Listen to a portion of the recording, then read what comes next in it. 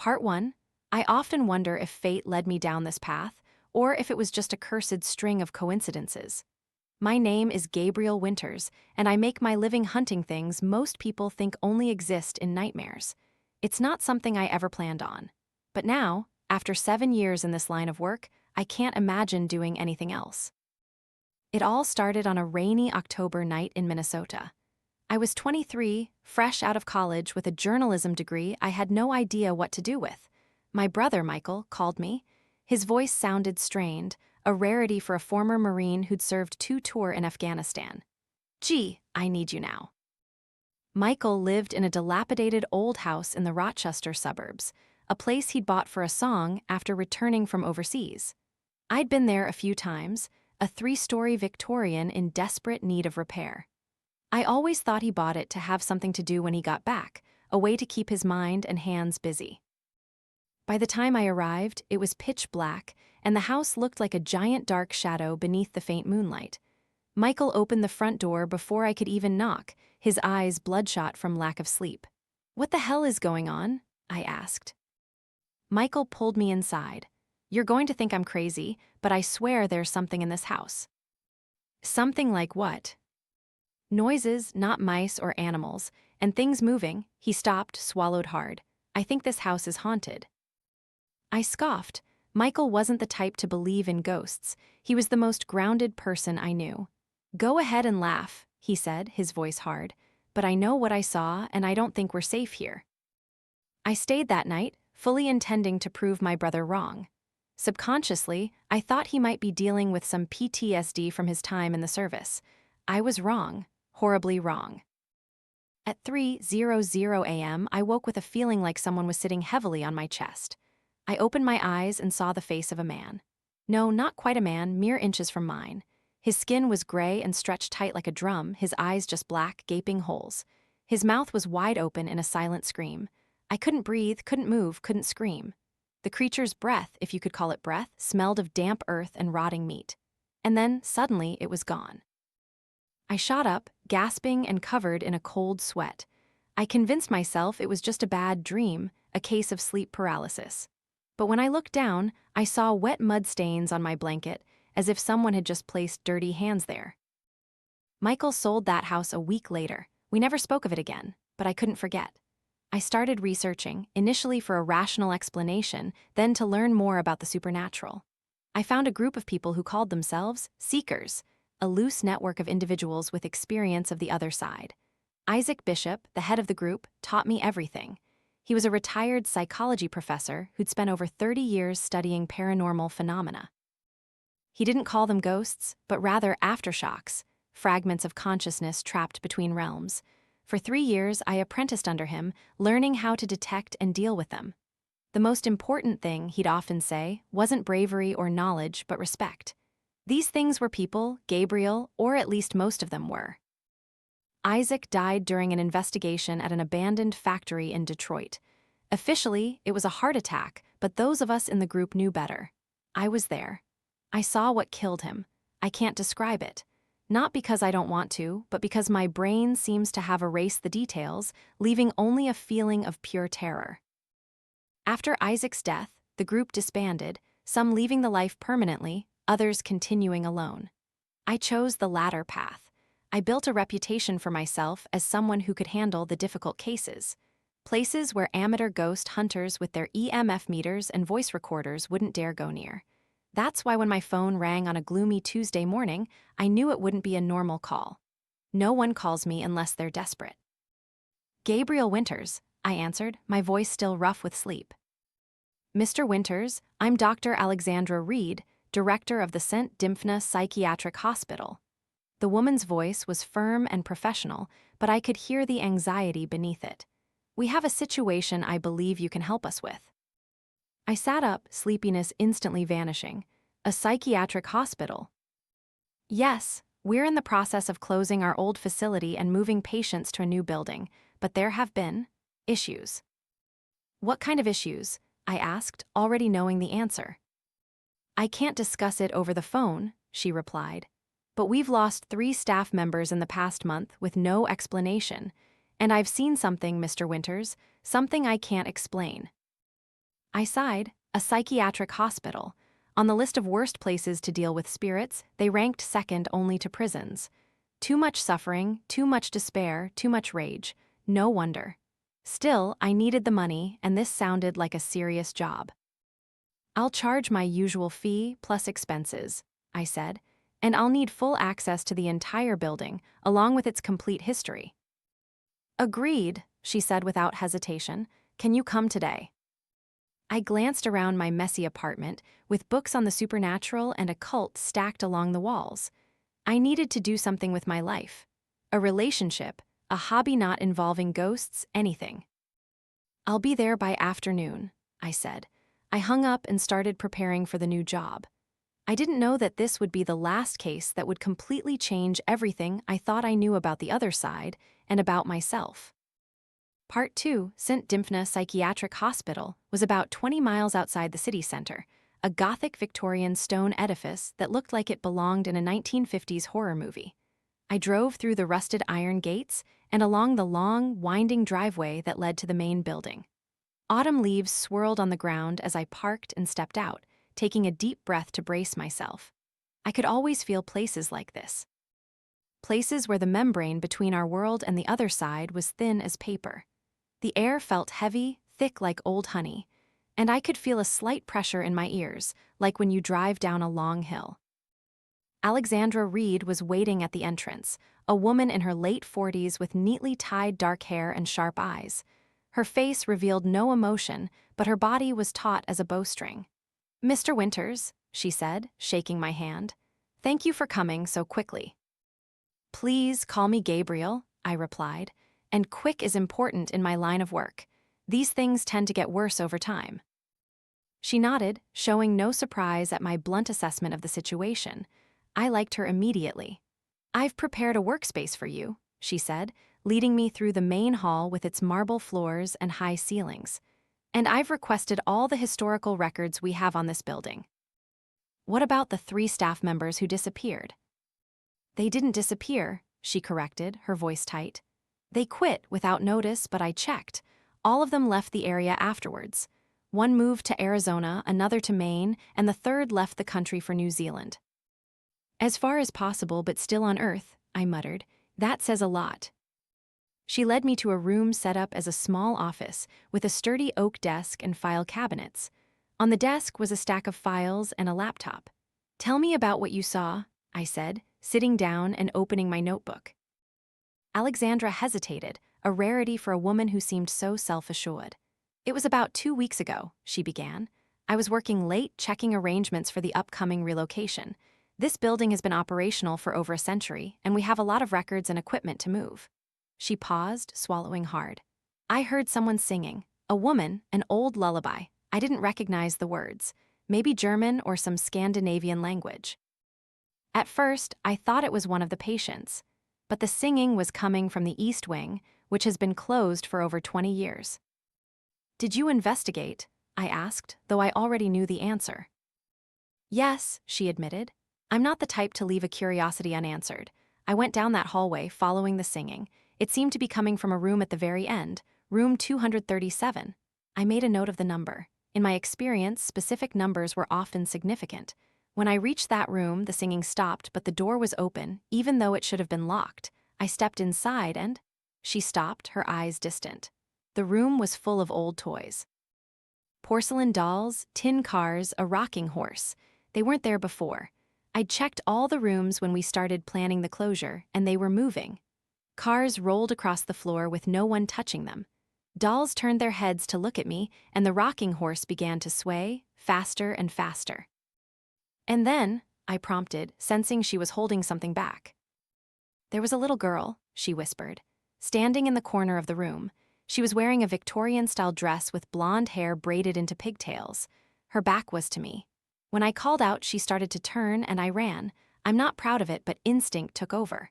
By the time I returned with security, the room was empty. No toys, no little girl, just an empty room, as it had been for the past 20 years. I nodded, making more notes. "Do you know who might have occupied that room in the past?" That's why I requested the historical records. This building wasn't originally a psychiatric hospital. It was built in 1887 as an orphanage for children, only converting to a hospital in the 1940s. An orphanage, I murmured. Worse than a psychiatric hospital. Places like that are often filled with pain and trauma. Is there anything else you haven't told me? I asked, watching her reaction closely. Alexandra hesitated again, then opened a desk drawer and pulled out a thick medical file. In the past 3 months, we've had a number of incidents. Patients reporting seeing things that weren't there, some developing unexplained injuries. She pushed the file towards me. These are the medical reports. I've tried to find rational explanations. Some patients self-harm, others might be paranoid due to medication. But you can't explain everything, I said, finishing her sentence for her. No, she admitted. And then there were the staff. Before they quit, all of them reported similar dreams of choking, of crying children, of something clinging to them from the shadows. I opened the file and flipped through it. There were photos of cuts, bruises, and most bizarrely, marks that looked as if someone had driven small nails into the patient's skin, forming strange patterns. I'll need time, I said, and I'll need free access to the entire building, even at night. You'll have it, she replied, but we still have patients here. I can't have you disturbing them. I'll be careful, I promised. But you need to understand something, Dr. Reed. If what I think is happening truly is happening, then relocating those patients to the new facility might not be a good idea. Sometimes these things cling to people. Her eyes widened. You mean we could bring it with us? It's a possibility, but first, I need to know exactly what we're dealing with. I closed the file. I'll start with these historical documents, then I'll need to visit room 237. Alexandra nodded, her hands clasped together. Anything you need, just please resolve this before we have to relocate. We have 4 weeks. I'll do what I can, I said, making no promises. In my line of work, promises were often the most dangerous thing you could make. After Alexandra left, I sat alone, staring at the stack of files before me. 4 weeks to uncover and deal with whatever was lurking in this building. It wasn't much, but I'd done more with less.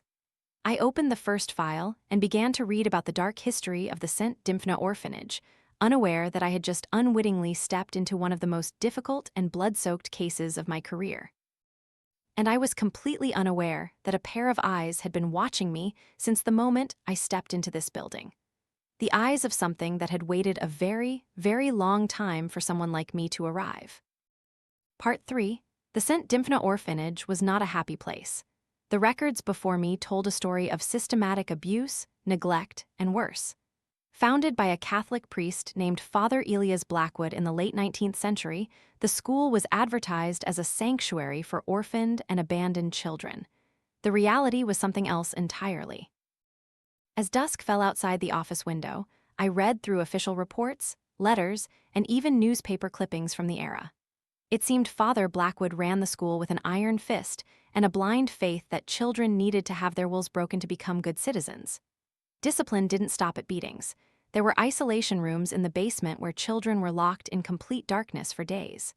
There were purifications by ice water to drive the devil out of children deemed stubborn.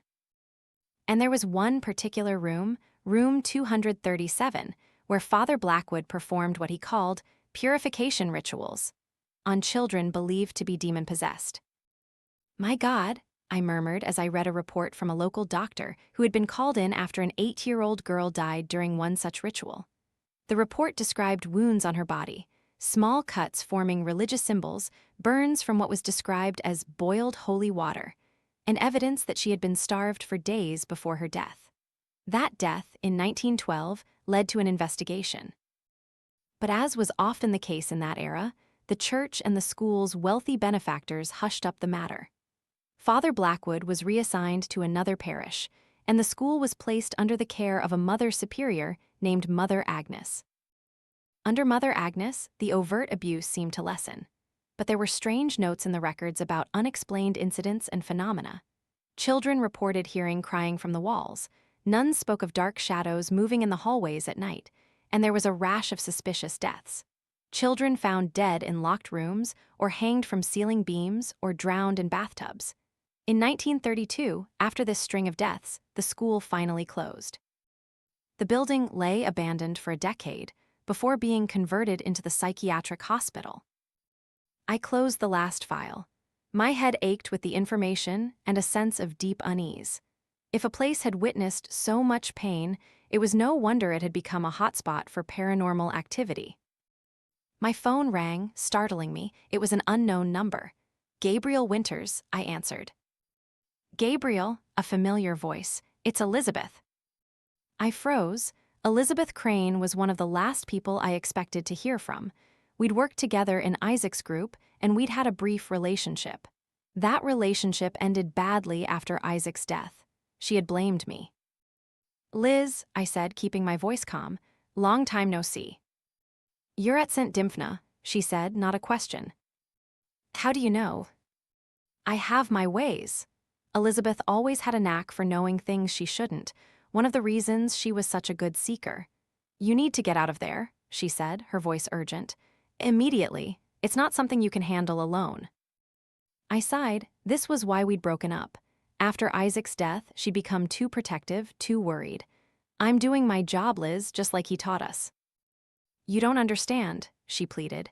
St. Dymphna isn't a normal haunting. It's something else.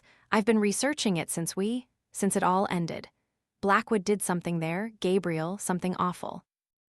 I've read the records, I replied. Not all of them. There are records they didn't keep in the official files. Blackwood was practicing a form of dark magic. He was trying to summon something, an ancient entity, and I think he succeeded. A chill ran down my spine. Do you have any proof? Meet me, she said. Tonight I'll show you what I have.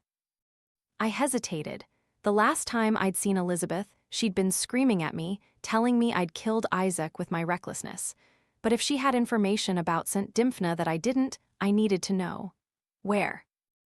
The Raven's Nest, 8 o'clock. She hung up before I could reply. The Raven's Nest was a grungy old bar downtown where we, the group, used to meet. Was it still in business after all these years? I didn't know, but I guessed I'd find out soon enough. I looked at my watch. 5:00 p.m. Still time to check a few things before meeting Elizabeth. I decided to start with room 237. I left the office, stepping into the eerily quiet hallway. Psychiatric hospitals were usually noisy, shouts, conversations, laughter. But this hall was silent, as if the entire building was holding its breath. The east wing Alexandra had mentioned was sealed off by a heavy metal door. I took out the key she had given me and unlocked it. The door emitted a high-pitched screech. The air inside was unusually cold, even for a warm autumn day. My breath plumed into faint smoke as I switched on my flashlight. The hallway was long and straight, with doors on either side. The old orphanage rooms had become patient rooms and were now abandoned. I walked along the corridor, keeping my flashlight steady. Each step I took echoed on the marble floor. 231, 233, 235. Room 237 was at the very end of the hall. Its door was heavy oak, different from the others. There were symbols carved into the wood, crosses, star shapes, and other symbols I didn't recognize. I placed my hand on the doorknob and felt a shiver run up my arm. Cold. Not normal cold, but the bone-deep cold I had learned to associate with a powerful supernatural presence. I took out a small bottle of holy water from my jacket pocket and sprinkled a little on the doorknob, whispering a prayer of protection Isaac had taught us. It wasn't Christian or Muslim or tied to any specific religion. Isaac called it the universal invocation, a prayer that worked against any entity because it placed faith not in any particular God, but in the will of the person praying. I stand in the light of my will, I whispered. No shadow can touch me. No truth can scare me. No spirit can bend me. I am the seeker, and I will not be denied. I turned the doorknob. It wasn't locked. The room inside was pitch black. My flashlight beam seemed unable to penetrate it. I stepped in, feeling the air grow even colder, so thick I had to struggle to breathe. And then I heard it. The singing. A woman, softly singing a lullaby in a language I didn't understand. The voice was both soothing and chilling, as if being sung from a great distance. Hello, I called out, my voice echoed strangely. The singing stopped, and then a whisper right in my ear. Hide and seek, we're coming for you. I spun around, flashlight sweeping the empty space. No one was there. But when I turned back, my flashlight finally broke through the darkness, and I saw the room as it truly was. The walls were covered in symbols drawn in what looked suspiciously like dried blood.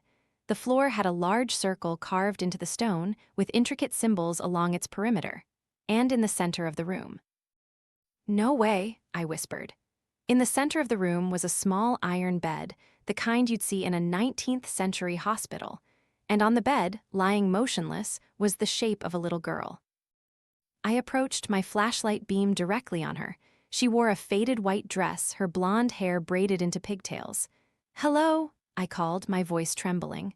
"Are you all right?" She didn't move. I gathered my courage and stepped closer, now just a few feet from the bed. I could see she was clutching an old doll in her hand, her eyes closed. "Can you hear me?" I asked. No response. I reached out to touch her shoulder.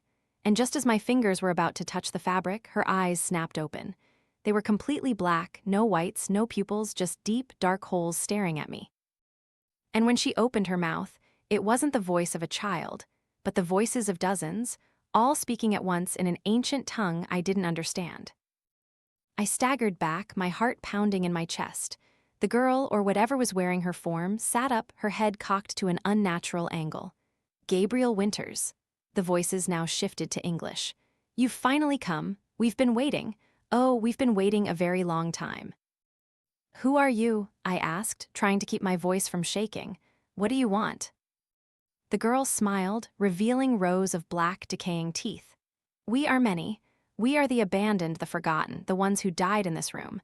And we want you, Gabriel Winters, the soul of a seeker. What a precious gift." The girl, or creature, stood up from the bed and walked towards me, moving with a jerky, distorted gait, as if its bones weren't quite in place. I continued to back away until my back hit the wall. "Why me?" I asked, trying to buy time while I thought of a way out of this room. "Because you have what we need," the creature said, now inches from me. "You have seen the other side and returned. You bear the mark of the beyond, a mark we can use to escape." Escape! The word sent a pure dread down my spine. Whatever was trapped in this room, if it got out into the world. I didn't get to finish that thought. The creature lunged at me with unnatural speed. Its skeletal arms reached out, black, elongated fingernails suddenly sprouting from its fingertips. I rolled to the side, narrowly escaping. My flashlight fell to the floor, spinning, casting wild beams of light across the walls as I grappled with the creature. It hissed in anger, a sound unlike anything I'd ever heard, like metal scraping on glass. I reached for my bottle of holy water and splashed it directly into the creature's face. It roared in pain, its skin smoking where the holy water touched it. I wasted no time. I grabbed my flashlight and scrambled towards the door. I burst out into the hallway, slamming the door shut behind me. Angry shrieks emanated from within, and I could feel something pounding against the door from the other side. Trembling, I flicked open my lighter and lit a bundle of dried sage from my jacket pocket, whispering another sealing incantation Isaac had taught me. I smeared the ashes around the doorframe, forming a makeshift barrier. The shrieking and pounding eventually stopped. I stood there, gasping for breath, trying to process what had just happened. One thing was clear: St. Dymphna had more than just a ghost. It housed something far more dangerous, something I wasn't sure I could handle alone. Maybe Elizabeth was right, but now I was too deep to retreat. I looked at my watch. 6:30 p.m. I had an hour and a half before meeting Elizabeth, enough time to compose myself and think about what I had just experienced. I left the East Wing with quick steps, feeling as if something was watching me. And perhaps it was, because now it knew I was here, and it wanted me. Part 4. The Raven's Nest was just as I remembered it, a small dive bar tucked away in an alley with a partially broken neon raven sign that made it look like it was winking at passersby. During my years with Isaac, this was where we'd often gather after investigations, drinking to dull the nightmares and sharing stories no one else would believe. I pushed open the door. The sound of blues music and the smell of old cigarette smoke and stale beer hit me. Inside, it was dark, lit only by low-hanging lights above worn wooden tables. I scanned the bar and saw her, sitting in the furthest corner. Elizabeth Crane, still with her habit of sitting with her back to the wall and facing the entrance. She hadn't changed much in 2 years. Still the long red hair tied in a ponytail, still the sharp blue eyes, and still the wary look she always wore in public. She looked up as I approached, and her face revealed no emotion. "Gabriel," she said as I sat down opposite her, "you look like you've seen a ghost." "Very funny," I replied, flagging down a passing bartender for a whiskey. "It showed itself to you, didn't it?" she asked, wasting no time on pleasantries. "The thing in that room." I looked at her intently. "How do you know?" "I told you, I've been researching St. Dymphna, and you have that look, the same look you had after Detroit." She took a sip from her drink. "Tell me." I recounted my encounter in room 237, the little girl, the multiple voices, the creature's claim of wanting to use me as a gatekeeper. Elizabeth listened intently, her expression unreadable. When I finished, she reached into a worn leather bag and pulled out a small, leather-bound book. It looked ancient, its pages yellowed and brittle. "What is this?" I asked. "Blackwood's diary," she said. "I found it in Prague in an old antique shop. Blackwood left America after the scandal at St. Dymphna. He went to Europe and continued his work." She opened the book, flipping to a marked page. "Read this." I pulled the book closer and read the spidery handwriting. "June 17, 1913, my failure in America has taught me patience. I was too hasty with the ritual, too greedy with my offering. But the Master has forgiven me and granted me wisdom. Not one offering, but many. Not one soul, but 7 times 7. Only then can he cross over. And now I have found a new place to perform my sacred work where I can complete what I began at St. Dymphna." I looked up, feeling sick to my stomach. He was trying to summon something, a demon. Elizabeth shook her head. "Worse. Blackwood was a member of a secret cult called the Void Worshippers. They believed in an ancient entity that existed outside our reality, something they called the Master of the Void. And they believed that if they could bring him into our world, he would reward them with power beyond imagination. And to do that, they needed offerings," I asked, though I already knew the answer. "Children, Gabriel. Blackwood killed dozens of children at St. Dymphna as part of his ritual, but it wasn't enough. He needed 7 times 7, 49 souls." "My God," I whispered, recalling the creature's words. "That's why it said we are many. It's the souls of those children." "In part," Elizabeth said, turning another page. "But there's more. Blackwood didn't just kill them, he imprisoned their souls, bound them to that room, and then he did something else to them, a form of fusion." I read the next page she pointed to, feeling my blood run cold. "May 19, 1914, the Master spoke to me tonight through the children, the sound of many voices at once, but now no longer separate. They have become one. He is using them as a shell, a vessel. But it is still not enough. He says he needs a gatekeeper, a soul strong enough to hold the gate open while he crosses over. Not the soul of an innocent child, but the soul of one who has seen the other side, one who has walked the line between worlds and returned." I looked up, meeting Elizabeth's gaze. "Someone like me," I said, my voice hoarse. She nodded, her expression grim. "That's why I called you.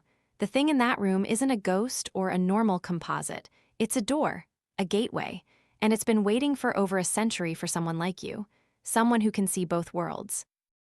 "So Blackwood didn't complete the ritual?" I said, trying to get my head around it. "He got the 49 souls, but he was missing a gatekeeper."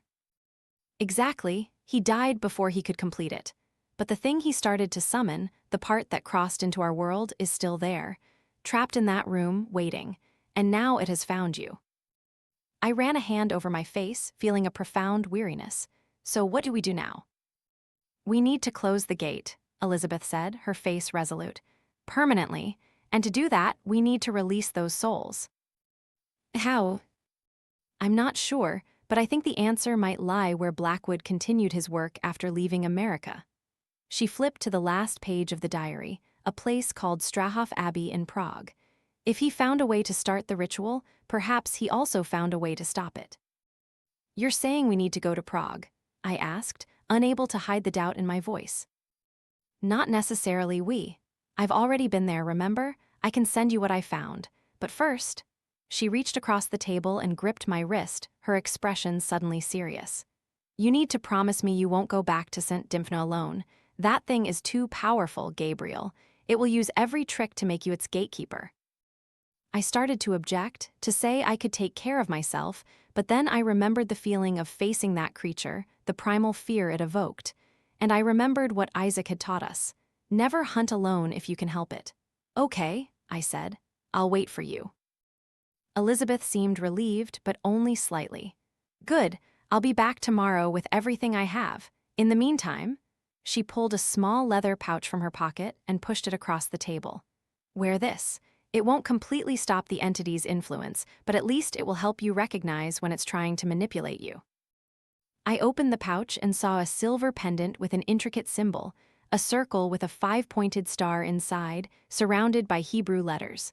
What is this? I asked, putting it on.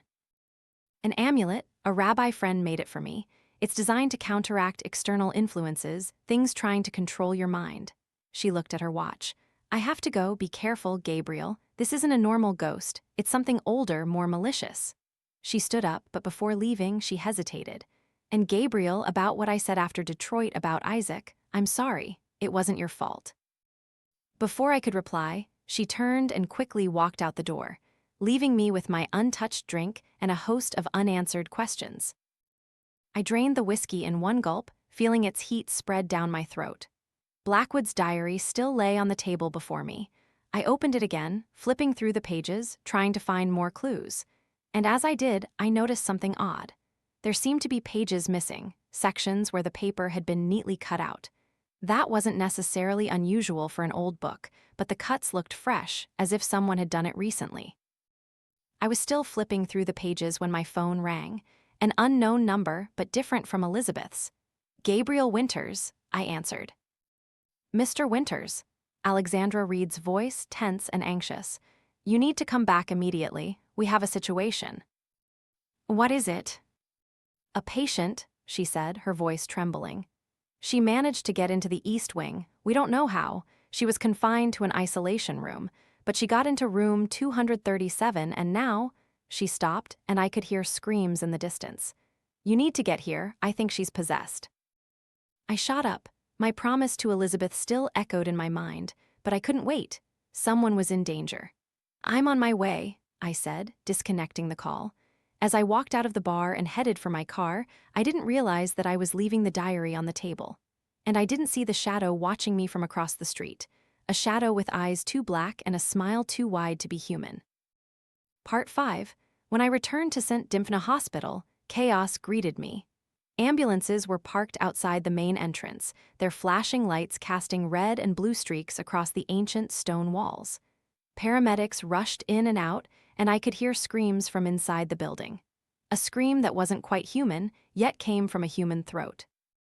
Alexandra was waiting for me in the main hall. Her face was pale and strained. Thank God you're here, she said when she saw me. It's getting worse. What happened? I asked, following her inside. One of our patients, Evelyn Moore, somehow got a guard's key and unlocked the East Wing. She went straight to room 237, as if she knew exactly where to go. Did she say anything? Not to us. She kept mumbling about the children and the master. And then, Alexandra stopped, swallowing hard. She started speaking in different voices. The voices of men, women, children, all emanating from her mouth.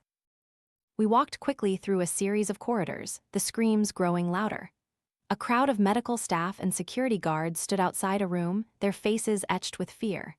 She knocked out 2 nurses and a doctor, Alexandra whispered, unnatural strength, and, she lowered her voice further, she knows things she shouldn't.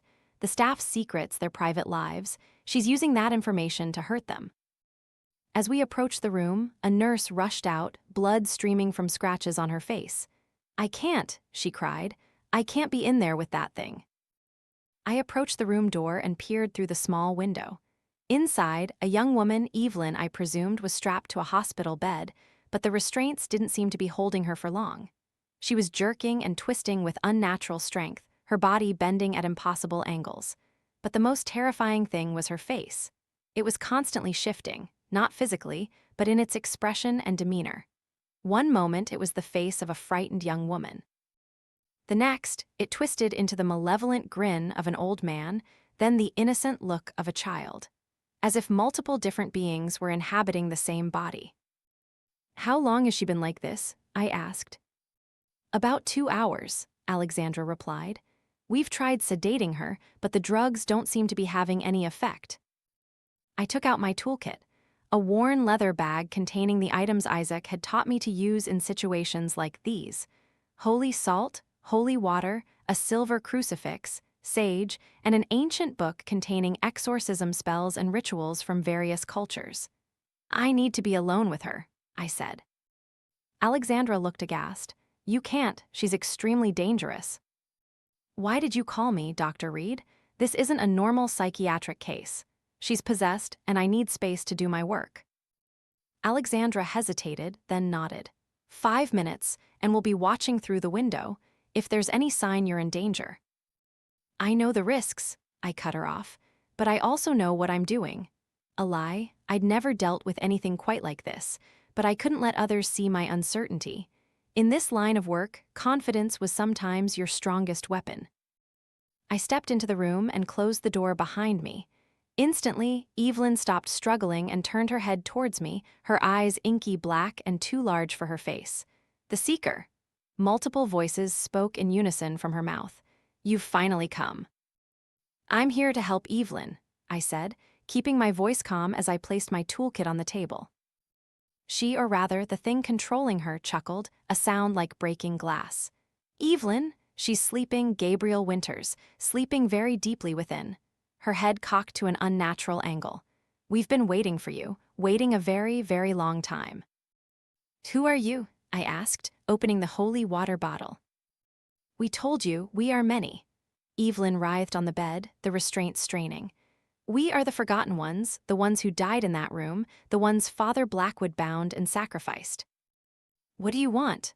I asked, sprinkling a little holy water on my fingers and drawing a protective sign on my forehead, a habit I'd learned from Isaac. We want freedom, the entity replied, its voice shifting to that of a child. And you are the key, Gabriel. You can free us by becoming our gatekeeper. So the master of the void can cross into our world, I said.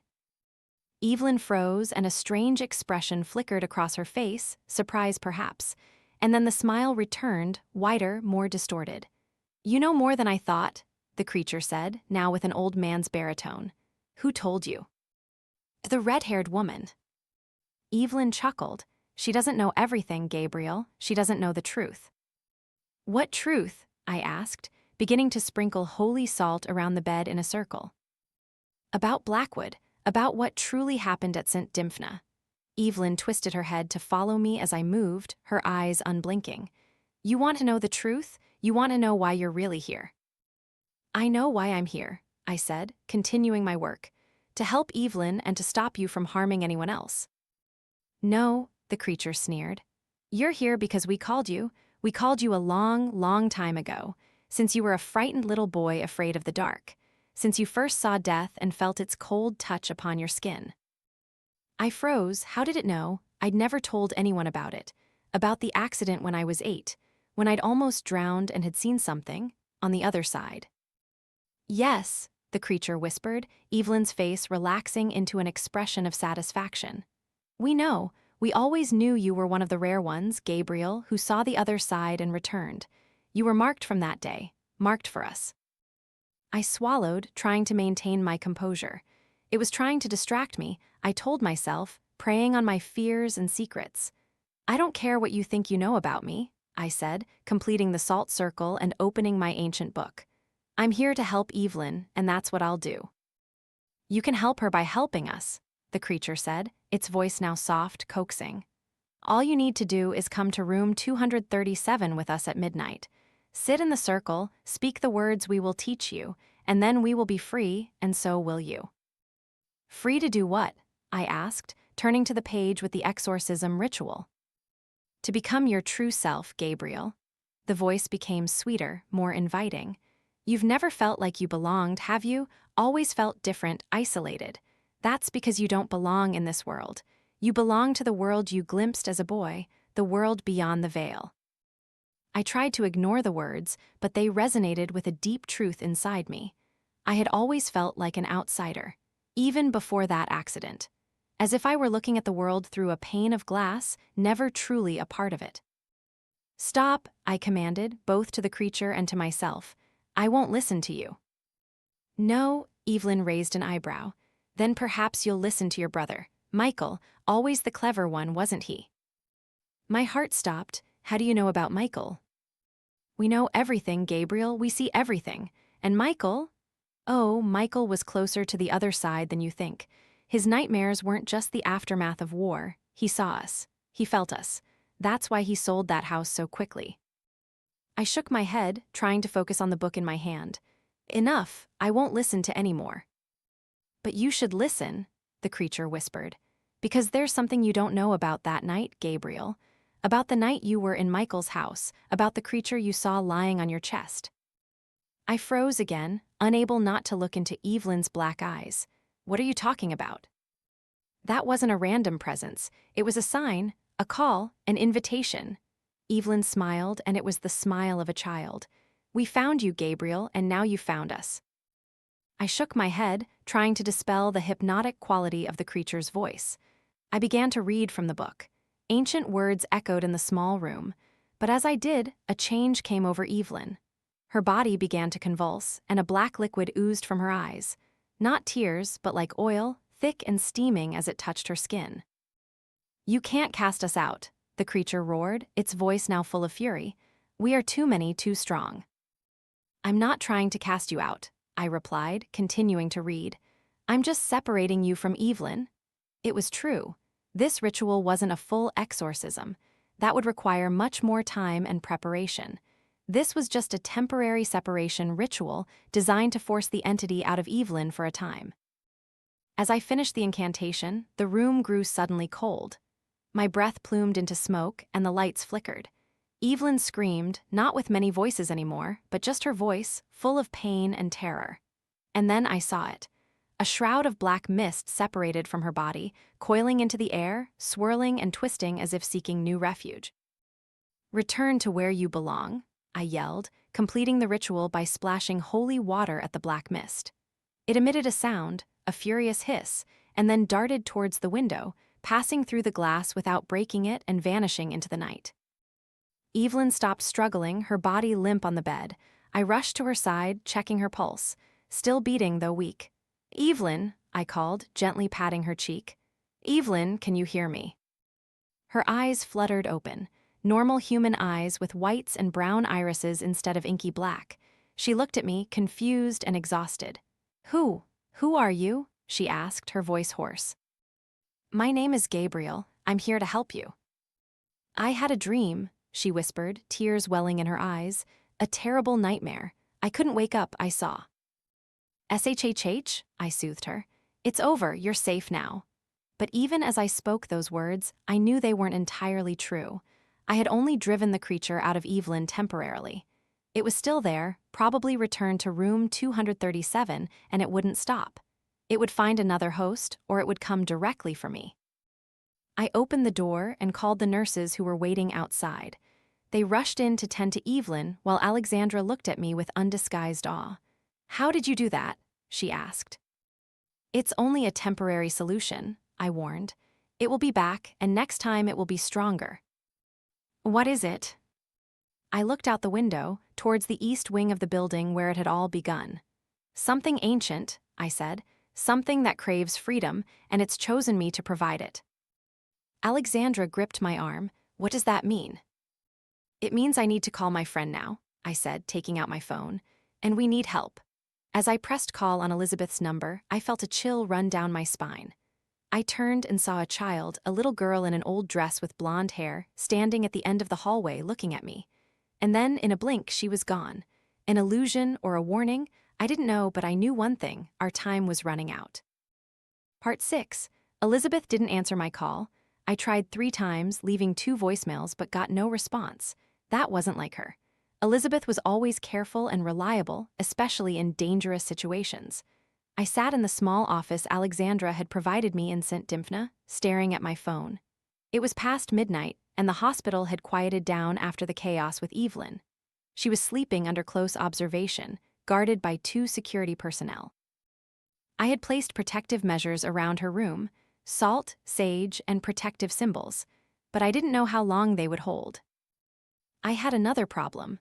I had forgotten Blackwood's diary at the bar. I had called the Raven's Nest, but no one answered. They would be closed by now, and I'd have to wait until morning to check.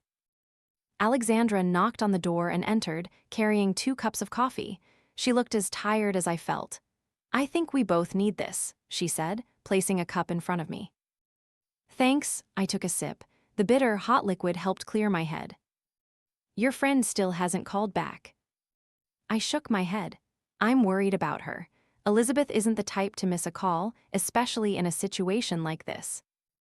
"Maybe she's asleep," Alexandra suggested, but I could tell she didn't believe it either. "Any news on Evelyn?" "She's stable, no signs of anything returning. She doesn't remember much of what happened, just a feeling like she was sleeping and someone else was controlling her body."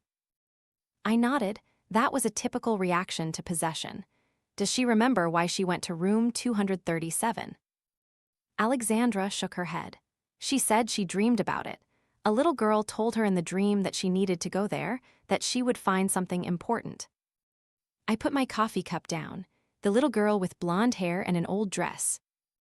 Alexandra looked at me intently. "How did you know?" Evelyn described her exactly like that. A chill ran down my spine. The little girl I had seen in the hallway after helping Evelyn wasn't an illusion. "I've seen her," I admitted. "In room 237 and then in the hallway tonight. I think she's part of whatever is in this building. A part, not the whole." I shook my head. "The entity is a collective, a combination of many souls bound together, but I think sometimes individual parts can separate, perhaps to carry out specific tasks. The little girl could be one of them." Alexandra shivered. "Sounds like a demonic octopus." "A pretty accurate comparison," I admitted, trying not to let my exhaustion overwhelm me. I couldn't remember the last time I'd slept. "We need to know more. I need that diary." "You mentioned a diary earlier. What is it?" "Blackwood's diary. Elizabeth found it in Prague. It contains information about what he did here and possibly a way to stop it." Alexandra frowned. "And you lost it." "Left it at the bar," I corrected, though the distinction wasn't great. "I'll retrieve it in the morning, but until then." My phone buzzed, startling both of us. I looked down, hoping it was Elizabeth, but the screen displayed unknown number. "Gabriel Winters," I answered. "You left something behind, Gabriel." The voice on the phone made me freeze. It was a mix of many voices, just like the entity in the room.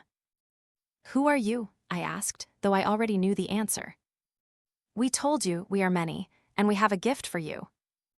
"You have nothing I want," I said, signaling to Alexandra. She understood immediately, taking out a pen and a pad of paper. "Oh no," the entity chuckled softly. "Not even the diary, not even your red-haired friend." My heart stopped. "Elizabeth, what have you done with her?"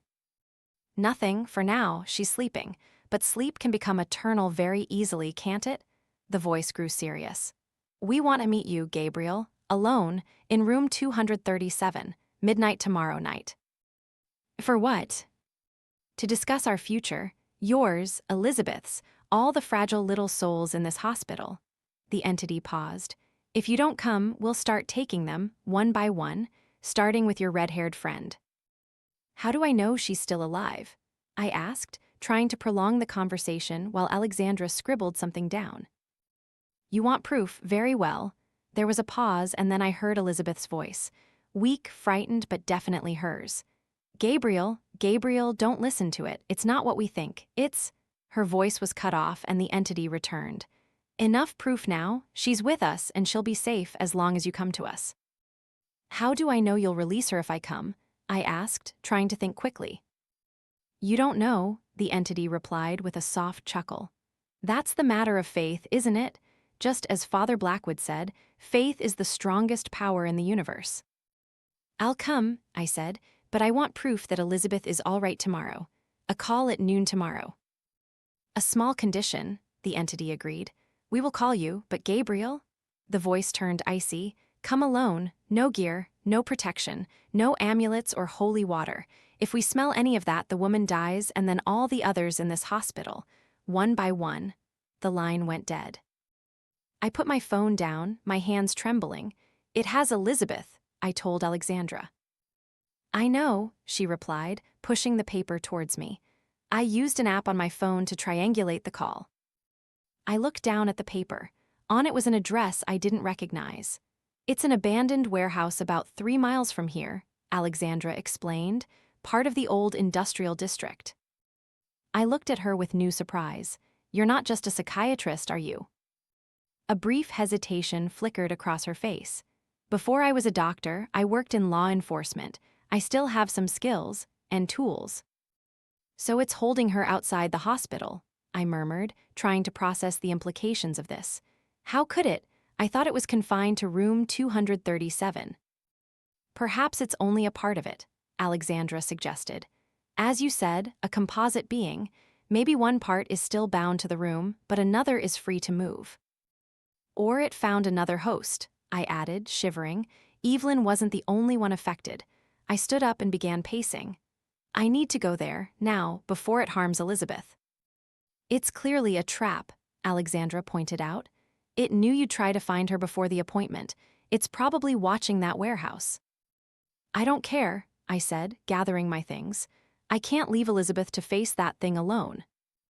Then we need a plan, Alexandra said, her voice so firm it made me stop. Not just rushing in like a hero and getting caught, that won't help anyone. I looked at her intently. Do you have any ideas? Perhaps, she replied, looking at her watch. But first, we need to go back to the Raven's Nest. We need that diary. The bar's closed. I have a key, she said, meeting my surprised gaze. You're not the only one with connections to the supernatural world, Mr. Winters. The bar owner is my cousin. I looked at her with a complete reevaluation. You've known more about me than you let on, Dr. Reed, haven't you? All right, she admitted. I've been following your work for a while. When we started having problems here, I looked into people who could help. Your name came up. Who mentioned me? A mutual friend, Isaac Bishop. I froze. Isaac died 2 years ago. I know, she said softly. He was my mentor before he was yours and Elizabeth's. He mentioned you before he passed. My head reeled with this information. Isaac had never mentioned Alexandra. But then there was a lot about Isaac we didn't know. He was always a man of mystery. We'll talk about this later, I said, pulling on my jacket. Right now, we need to get that diary and find Elizabeth. We left the hospital and drove to the Raven's Nest in Alexandra's car. The streets were deserted at this hour, almost 2:00 a.m., and the Raven's Nest was dark when we arrived. Alexandra used a key to unlock the back door, and we slipped inside. The bar was empty and silent. The chairs were already up on the tables, the floor swept clean. It was on the corner table, I said, heading to where Elizabeth and I had sat. But when we got there, the table was empty, no sign of the diary. Someone must have picked it up, Alexandra said. Was it valuable? To most people, it's just an old book, I said, searching around. But to us, it could hold the key to preventing a disaster. We can check with Steve, my cousin. Maybe he put it away. But before we could call, I noticed something on the floor near the table, a small piece of paper. I picked it up and saw it was a torn page from the diary with Blackwood's spidery handwriting. Look, I said, handing it to Alexandra. We read it together. May 19, 1915. I have realized my mistake. The master is not the deity I thought. He is a deceiver, a manipulator. He used me, used the children. And now, as a part of him has crossed into this world through the bound souls, I realize the full truth. He does not wish to bless humanity. He wishes to consume us. I must stop what I have started. But how? I have done the research. There is a way, a reverse ritual, but the cost? Oh God, the cost. A reverse ritual, I murmured. Blackwood knew how to stop it, but we need the whole diary. 1 page isn't enough. My phone rang again, a message from the unknown number. I opened it and saw a picture of Elizabeth. She was tied to a chair, her mouth gagged, her eyes wide with terror. Beside her, on a table, was Blackwood's diary. A message accompanied the photo. Alone, midnight, come alone or she dies. I showed the phone to Alexandra, feeling a rock settle in my stomach. We need to go to that warehouse, I said. Now. Wait, Alexandra said, looking at the photo more closely. Something's not right. That's Elizabeth. It has her. Yes, but look at her surroundings. Alexandra pointed at the image. That's not a warehouse. It's a room with stone walls, and look at that detail in the upper corner. I looked more closely and saw part of an old door with symbols carved into the wood, identical to the door of room 237. It's not holding her at the warehouse, I whispered, realizing the terrifying truth. She's at St. Dymphna, in room 237. Alexandra and I looked at each other, the implications sinking in for both of us. The call might have been triangulated to the warehouse, but Elizabeth was actually being held captive in the very building we had just left. It's playing with us, I said, running towards the door, and we fell right into its trap. We rushed to the car and sped towards St. Dymphna, hoping we weren't too late. But as we drove, I couldn't help but wonder if this was yet another trap. And more importantly, I wondered, if we didn't have the full diary, how could we possibly stop the thing that was waiting for us? Part 7. We sped through the dark streets. Alexandra drove at a speed that made me cling to the dashboard handle. The streetlights blurred past us as streaks of color. I tried calling Elizabeth back, even though I knew she couldn't answer if she was being held captive. Are you sure you know what you're doing? I asked as Alexandra took a sharp turn, the tires squealing. I told you I used to work in law enforcement, she replied, her eyes fixed on the road. FBI, if you want specifics, specializing in unusual cases. How unusual? Cases no one else wanted to touch, cases with inexplicable elements. She glanced at me. That's how I met Isaac. He was an unofficial consultant for my unit. I looked at her with new surprise. Isaac had never mentioned working with the FBI, but then there was a lot about Isaac he kept to himself. What do you think we'll find when we go back? I asked, trying to brace myself. I don't know, but I called the security team. They reported everything normal, no signs of disturbance. That's what worries me, I murmured as we drove through the St. Dymphna gates. The atmosphere seemed to shift. The building loomed in the darkness, its windows black and vacant like hollow eyes staring at us. Only a few lights flickered, security lights, and a couple of rooms with night staff. We pulled up to the main entrance and rushed inside. The night guard, a middle-aged man named Frank, looked up in surprise. Dr. Reed, I didn't think you'd be back tonight. Emergency, Frank, Alexandra replied. Have you seen anything unusual? Anyone entering the old East Wing? Frank shook his head. No, ma'am. Quiet as a tomb since you folks left. I've been checking the security cameras every hour, new protocol. I need to review the footage, Alexandra said. Now.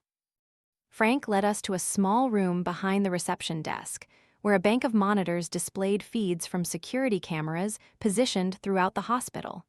Alexandra sat down and began to scroll through the recordings. Check the East Wing first, I suggested. She switched to the camera positioned at the entrance to the East Wing, where room 237 was located. Nothing unusual. The hallway was empty, the heavy metal door still closed. Rewind to the time we left, I said. Alexandra complied, and we watched the footage at high speed. Nothing happened for over an hour. And then, about 15 minutes after we left, a figure appeared in the hallway. Stop, I said, and Alexandra paused the image, zooming in on the face. She zoomed in, and we both gasped. It was Elizabeth. She was walking along the hallway, heading towards the East Wing door. No way, I murmured. She left the bar before me. How could she have gotten here? We need to keep watching, Alexandra said and pressed play. Elizabeth approached the metal door leading to the East Wing, and without a moment's hesitation, she pulled out a set of keys. She unlocked the door, walked inside, and closed the door behind her. How did she get those keys? Frank asked, looking at the screen with astonishment. That's not the most important question right now, I said. We need to check the cameras inside the East Wing. Alexandra switched to another camera, but there was only static. What is it? I asked. The cameras in the East Wing aren't active, she explained. They were disconnected long ago when that section was closed off. So we don't know what happened after she went in, I said, feeling a chill run down my spine. We need to go there, now. I'm not sure that's a good idea, Frank said, looking worried. Not that I don't believe in ghosts or anything, but after what happened with Ms. Moore. Frank, Alexandra said, her voice full of authority. I need you to stay here and monitor the cameras. If you see anything unusual, anything at all, call the police and then call me. Understood? Frank nodded, though his expression showed he clearly didn't like the idea. We hurried towards the east wing. Alexandra led the way, with a small pistol she had taken from a safe in her office. A gun won't work against this thing, I warned as she checked the magazine. Probably not, she admitted, but it makes me feel better, and if it's some normal human holding your friend, it will work. Before reaching the metal door, I stopped to prepare. I took out the protective pendant Elizabeth had given me and put it on. I also took out a bottle of holy water and a small pouch of salt. I thought the entity warned you not to bring protective items, Alexandra reminded me. That's for tomorrow night's appointment, I replied. For now, I'm not planning on following any of its rules. We reached the metal door, and I wasn't surprised to find it unlocked. We stepped into the long hallway. Our flashlights cast weak beams of light into the thick darkness. Elizabeth, I called. My voice echoed strangely on the stone walls. No reply, just heavy silence. We moved slowly forward, my senses at their highest pitch. Our flashlights seemed unable to fully penetrate the darkness. As if this darkness had weight and substance, something tangible, not just an absence of light. As we approached room 237, the whispers grew louder. And when we reached the door, they stopped abruptly, leaving an eerie silence. The door to room 237 was different from the last time I saw it. The symbols carved into the wood were now glowing with a faint, shifting light, as if alive. And worse, the door seemed to be bleeding. Slow streams of crimson liquid oozed from the symbols, running down the wood and pooling on the floor. Damn it, I whispered. Is that real blood? Alexandra asked, her voice slightly shaky. I stepped closer and touched one of the streams. It was warm and thick, but when I rubbed it between my fingers, it didn't behave like real blood. Not quite, I said. It's a form of bioplasma, a physical manifestation of psychic energy, but no less dangerous. Should we knock? Alexandra asked, trying to keep her composure despite the increasingly bizarre situation. I don't think so, I replied, and just then the door swung open, making no sound. The room inside was completely different from the last time I'd seen it. It was much larger, as if the space within had expanded. Physically impossible. The large circle on the floor was now glowing with a faint green light. The ancient symbols and writing around its perimeter swirled and pulsed like water, and in the center of the room. Elizabeth, I whispered. She was kneeling in the middle of the circle, her hands shackled to the floor by what appeared to be pure stone restraints instead of metal. She wore a simple, long white dress, and her red hair fell loosely, obscuring her face. She wasn't moving, unresponsive to our presence. Is she all right? Alexandra asked softly. I don't know, I said, but I can't just stand here. I stepped towards the circle, but just as I neared its boundary, a voice echoed. A strange voice, coming not from a specific source, but seeming to emanate from everywhere at once. Gabriel Winters, it said, the sound like many voices speaking in unison. You've finally come. All the shadows in the room seemed to coalesce, rising and thickening, forming a tall shape on the other side of the circle, opposite us. It had no clear form, just a swirling column of darkness with faces and limbs appearing and disappearing within it. Dozens of different faces, mostly children, all with completely black eyes. You've come to complete the ritual, the creature said, not a question. You've come to be our Pathfinder, to open the way for the Master. I've come to end this, I replied, my voice steadier than I felt, to free the souls you're holding captive. The creature vibrated, the faces within the shadows swirling faster, some laughing, some crying. Free? There is no freedom here, Gabriel Winters, only one path forward to the Master. The creature turned towards Elizabeth. She tried to free us her way. She was wrong. Elizabeth, I called. Elizabeth, can you hear me? Finally, she looked up, her face stark white, her cheeks sunken as if she hadn't eaten in days. But her eyes were still bright, still defiant. Gabriel, she whispered, her voice hoarse, you shouldn't have come. I'm not leaving you here, I said. She shook her head weakly but firmly. You don't understand. It lied to all of us. The reverse ritual, it doesn't work the way we thought. Enough, the creature roared, and Elizabeth was thrown backward to the floor by an invisible force, gasping in pain. "Let her go," I yelled, stepping into the boundary of the circle without thinking. Immediately, I felt it, a pulling sensation as if I was being sucked into a powerful current. Alexandra grabbed my arm, pulling me back. "Careful," she whispered. "That's exactly what it wants." The creature chuckled, a sound like breaking glass. "Clever. This woman is far cleverer than your red-haired friend, but not clever enough." The creature shifted, a part of the shadow detaching and drifting through the air, forming another shape. A tall man with a stern face and a gray beard. He wore the vestments of a Catholic priest from a century ago. "Father Blackwood," I murmured, recognizing him from the photos I'd seen in the historical records. The image of Blackwood bowed his head, not quite solid, just an impression, a memory. His soul had long been beyond reach. "How long have you been trapped here?" I asked, trying to buy time while I thought. We needed to get to Elizabeth, needed to start the ritual, but with the creature guarding her, it was nearly impossible. "Time has no meaning here," the creature replied. "We've waited, we've watched, we've gathered strength, and now, with you, we can finally complete what was started over a century ago." "And if I refuse?" The creature seemed to expand, growing taller, darker, eclipsing the moonlight from the window. "You cannot refuse, Gabriel Winters. You were marked from the day you were born. You have always belonged to us." The creature reached out. Tendrils of black, skeletal hands, too many to count, and I felt a powerful tug as they reached for me. I tried to resist, but my feet began to slide forward on the stone floor. "Gabriel," Alexandra yelled, holding onto me tightly. But even with her strength, I was being slowly dragged towards the circle, towards the creature.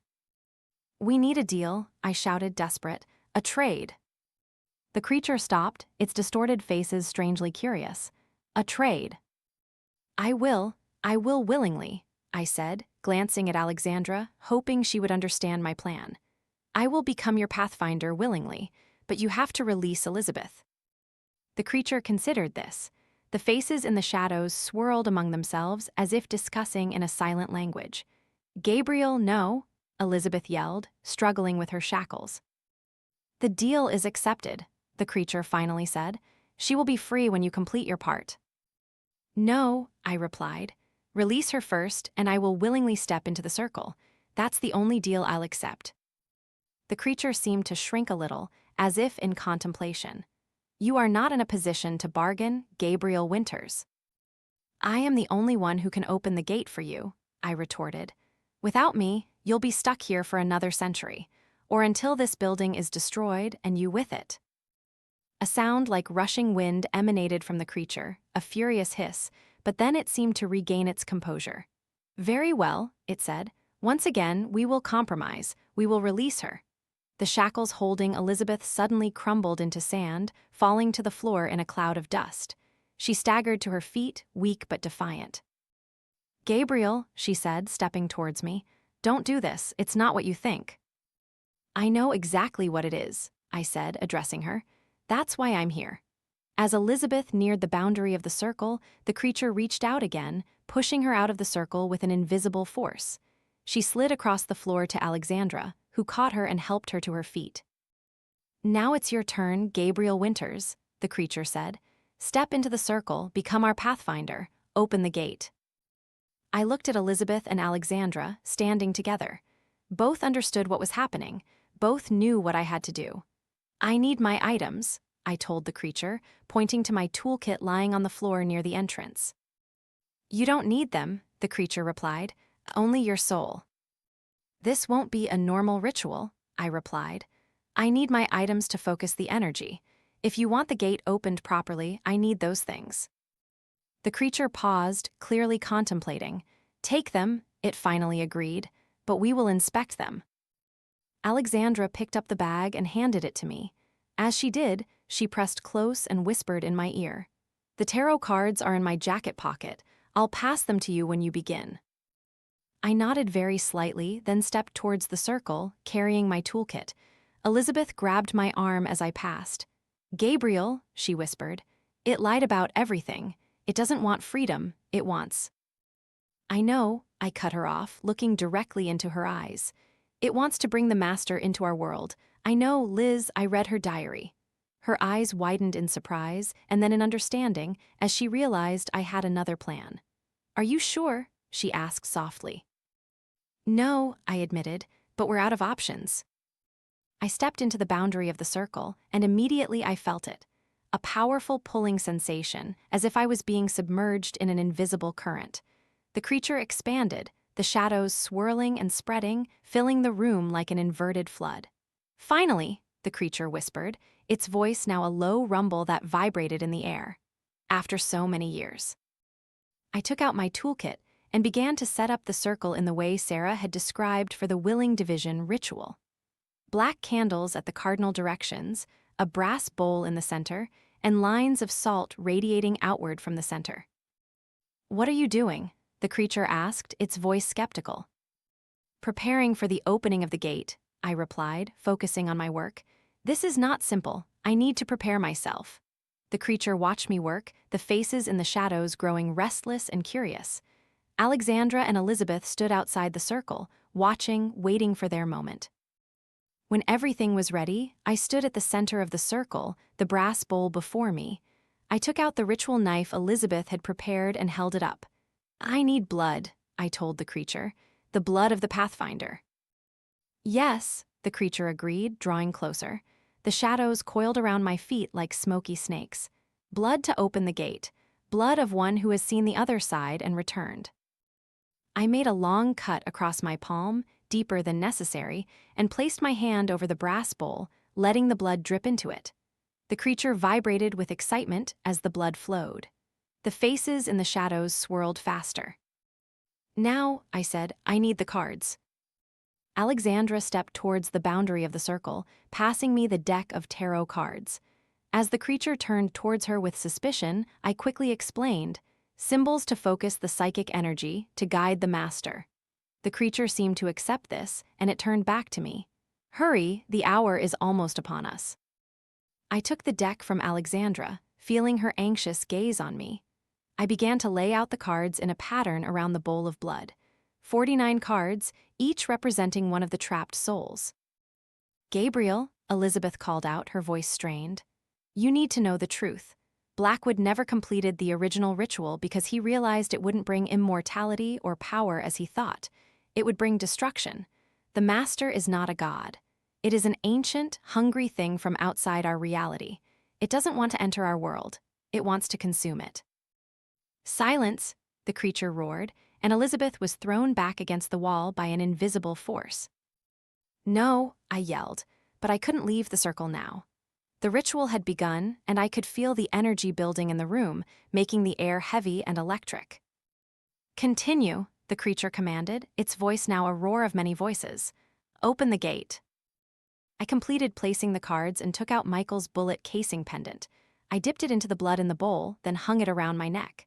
"I am the Pathfinder." I began the ritual, my voice clear and steady in the silent room. "I stand between worlds. I have looked beyond the veil and returned." As I spoke, the floor began to shake, and the green light from the circle grew stronger, brighter, blinding. The creature swirled around me, expanding to encompass the entire circle. "Yes." It whispered, "Yes, continue." I looked at Alexandra and Elizabeth. They understood. Now was the time. "But I am not the Pathfinder for the Master," I declared. My voice now resonated with a power not entirely my own. "I am the Pathfinder for the trapped ones, the souls you have held captive." The creature froze, the faces in the shadows suddenly stopping their swirling. "What are you doing?" it roared. "Stop." "I, Gabriel Winters, willingly divide my soul." I continued, raising the knife and cutting my other wrist, letting the blood drip onto each tarot card. "To free the imprisoned ones, to be a sanctuary for them until they can find their way home." "No," the creature shrieked, throwing itself at me, but it couldn't touch me. The ritual had created an invisible barrier. "With this willing division," I said, my voice rising above the creature's shrieks, "I create 49 pathways, 49 exits, 49 doors." A searing pain ripped through me as I spoke the last words, a sensation as if I was being torn apart from the inside. I threw my head back and screamed as my soul began to cleave. Each part pulled from me like threads of white light, spreading to the cards around me.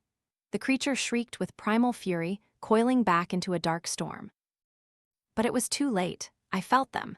the imprisoned souls now moving through the barrier from the creature to me, each soul finding its way to a piece of me I had given away.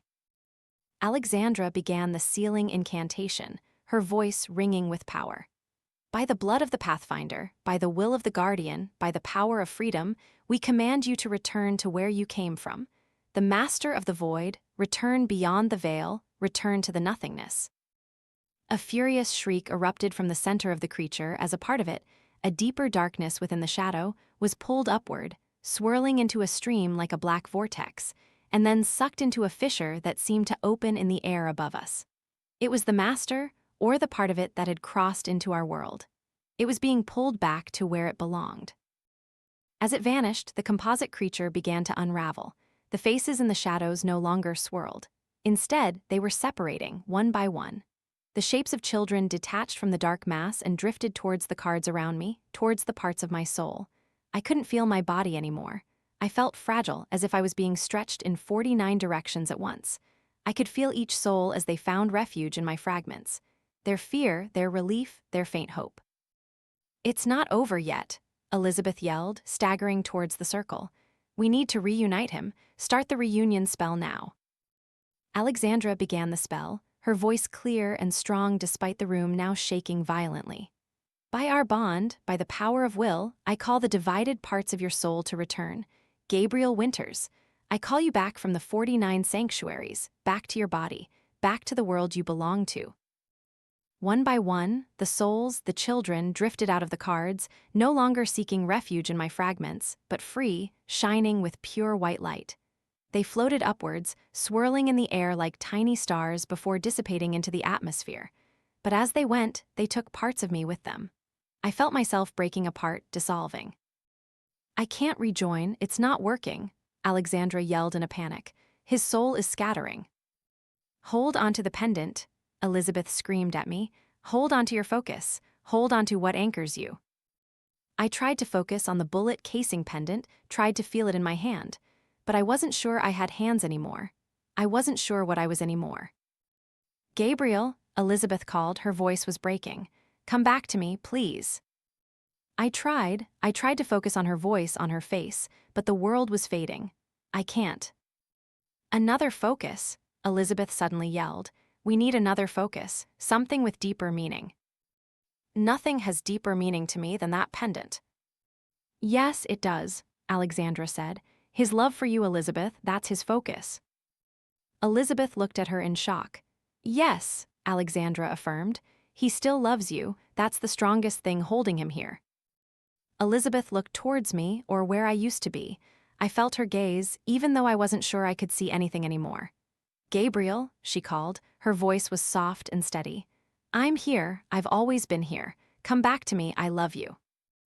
The words resonated through me like a beam of light cutting through a fog. And suddenly, I felt it. A new pull. A different power drawing the parts of me back together. Not the pendant, not the spell, but love, my love for her and her love for me. "I'm coming home," I whispered, though I wasn't sure I had lips to speak. A burst of light exploded in the room, and I felt my parts coalescing, reuniting, everything turned white, and then I gasped, waking up on the floor, my heart pounding in my chest. I felt my body aching, sore, exhausted, but whole. "Gabriel," Elizabeth was there, kneeling beside me, gripping my hand. Her face was streaked with tears, but she was smiling. "You did it. You came back." "He's back," Alexandra confirmed, checking my pulse. "His soul is reunited. It's incredible." I looked around the room. All signs of the creature were gone. The circle on the floor was now just an etching in the stone, no longer glowing. The tarot cards lay scattered around, scorched as if burned by fire. "The children," I whispered. My voice was hoarse. "Are free," Elizabeth said, smiling through her tears. "All of them, you freed them."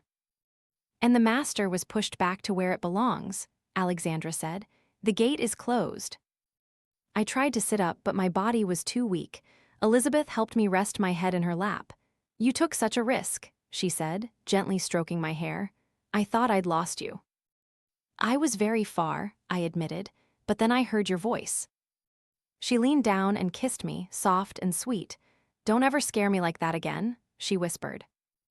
"I'll try," I promised, but I knew it wasn't a promise I could keep, not in this line of work.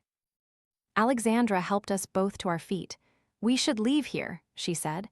"There's still a lot of residual energy in this room. It's not safe." "But it's over, isn't it?" I asked, still uneasy. "The creature is really gone." "Yes," Elizabeth confirmed. "I can feel the difference. The air, it's lighter, as if a great weight has been lifted." We staggered out of the room, Alexandra and Elizabeth supporting me on either side, and I couldn't help but feel a profound sense of peace wash over me. We had done the almost impossible. We had faced the darkness and survived. As we walked through the East Wing hallway, I looked back at room 237 one last time. For a fleeting moment, I thought I saw a streak of white light, a final soul, escaping. And then it was gone, leaving only darkness in the old room. But as we turned away, I couldn't help but wonder if it was truly over. Because deep in my soul, a soul that had been divided and reunited, I felt different, as if a part of me was still on the other side. Or worse, as if a part of those souls was still in me. "Are you all right?"